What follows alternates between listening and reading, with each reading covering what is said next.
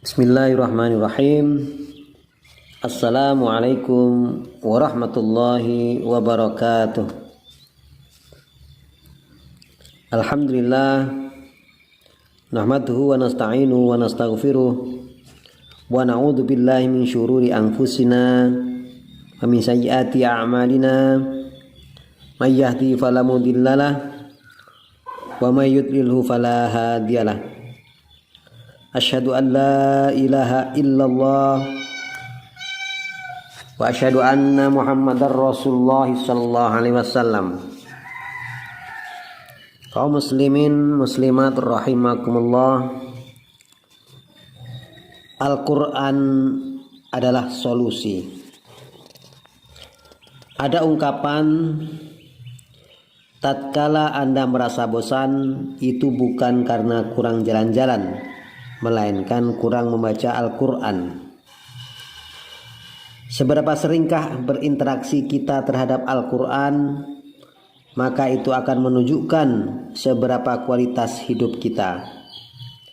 Terkadang banyak masalah hidup yang kerap kali datang dan kita tidak tahu bagaimana cara menyelesaikannya.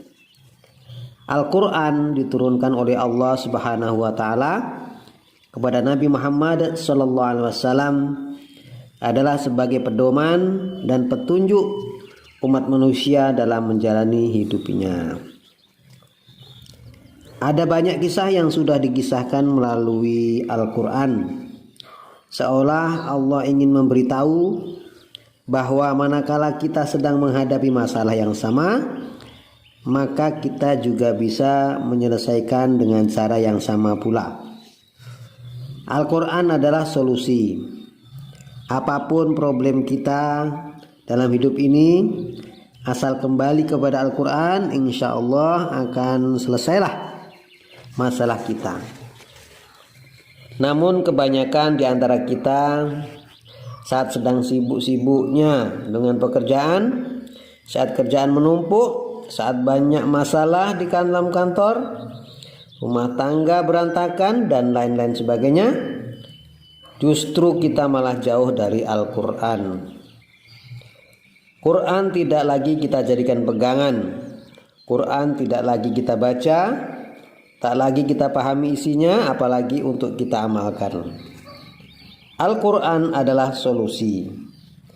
Para ulama sudah sepakat sehingga tak diragukan lagi. Inilah Al-Quran, petunjuk bagi orang-orang yang bertakwa. Di dalamnya tak ada keraguan sedikit pun. Lalu bagaimana cara agar Al-Quran memberikan dampak dalam hidup kita? Bagaimana caranya agar pertolongan Allah selalu hadir dalam hidup kita setiap saat? Ada 4 cara bagaimana kita bisa berinteraksi dengan Al-Quran. Yang pertama yaitu dibaca. Sebagaimana Allah sampaikan dalam Al-Quran surat Al-Alaq ayat pertama, Iqra, yang artinya adalah bacalah. Bahasanya Allah memerintahkan untuk membaca. Jadi Al-Quran diturunkan kepada manusia, salah satu tujuannya adalah untuk dibaca, bukan untuk dipajang ataupun disimpan saja. Namun kebanyakan dari manusia masih banyak yang belum membaca Al-Quran. Salah satu alasannya adalah karena mereka belum bisa membaca Al-Quran. Dan yang sangat mengejutkan adalah dari Quran Institute Jakarta menyebutkan bahwa 65% penduduk muslim Indonesia sama sekali belum bisa membaca Al-Quran. Data yang sangat fantastis, karena 120 juta penduduk muslim Indonesia belum bisa membaca Al-Quran. Jika membaca saja mereka belum bisa, bagaimana cara mereka berinteraksi dengan Al-Quran? Tak bisa dibayangkan bagaimana jumlah yang begitu besar saudara kita belum bisa membaca Al-Quran.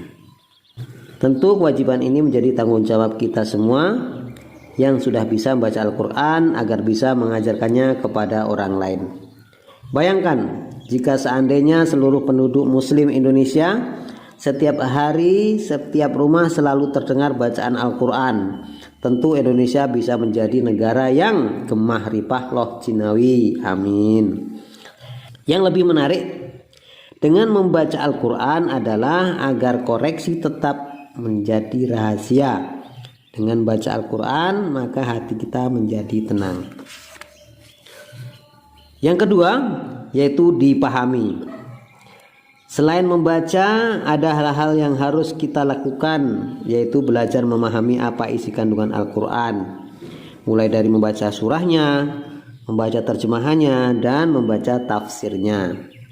Ada banyak kisah yang dikisahkan dalam Al-Quran, di mana kita bisa mengambil pelajaran dari setiap kehidupan mereka.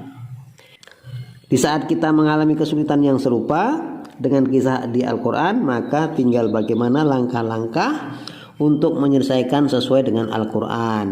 Ikuti saja bagaimana diarahkan untuk dapat melakukan promosi. Yang ketiga yaitu diamalkan. Ilmu tanpa amal seperti pohon yang tidak berbuah. Pohon tersebut tumbuh besar, namun amal tanpa ilmu seperti seorang yang buta. Untuk itulah setiap hajat dan keinginan dapat terwujud jika diamalkan. Agar terasa manfaatnya, agar terasa dampaknya dari Al-Quran, maka ini harus diamalkan dalam kehidupan. Tentu saja dalam mengamalkannya butuh proses dan secara bertahap. Yang keempat yaitu diajarkan. Banyak di sekitar kita yang belum bisa membaca Al-Quran, maka sudah menjadi tugas kita adalah mengajarkannya kepada mereka. Mulai dari mengajarkan membaca hingga memahami Al-Quran, lebih-lebih untuk mengamalkan Al-Quran itu sendiri. Tatkala kita mengajarkan Al-Quran kepada orang lain, mengajarkan baca Al-Quran, sejatinya kita sedang mengajarkan cara berinteraksi bersama Al-Quran.